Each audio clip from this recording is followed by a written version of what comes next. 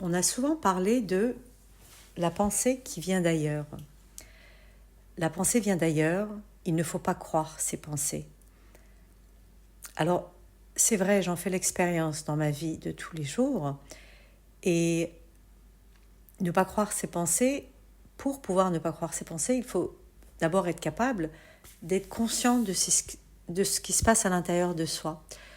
Et en fait, mon accompagnement, les ateliers que je fais, vous amènent à développer votre partie de votre être, qu'on appelle la partie psychique, la partie invisible, la partie semi-matérielle, la partie de l'âme, hein, on appelle ça comme on veut, mais développer cette partie de soi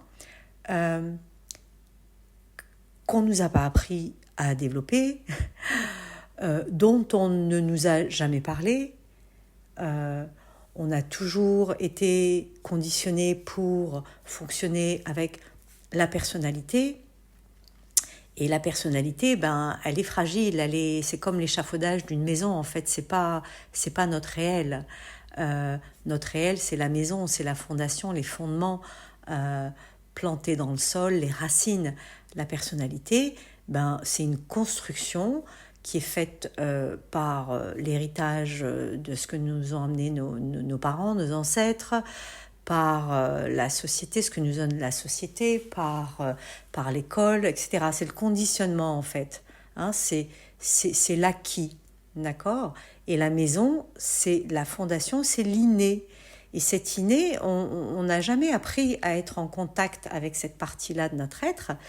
Et moi, dans mes ateliers, dans mes séances, c'est là que je vous mène. Je vous mène à prendre conscience de cette partie de votre être qui est le réel, qui est l'origine de la vie, en fait.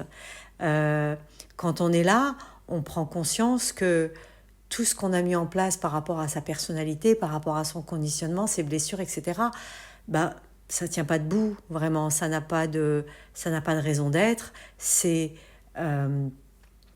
illusoire. Et avoir de l'identité, eh bien, ça commence par cette dimension de notre être, par cette dimension psychique.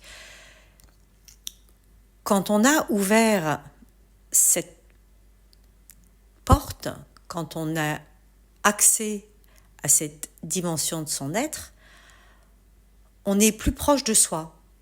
On est conscient de ses émotions, on est conscient du discours, on est conscient de tout ce qui se passe en soi.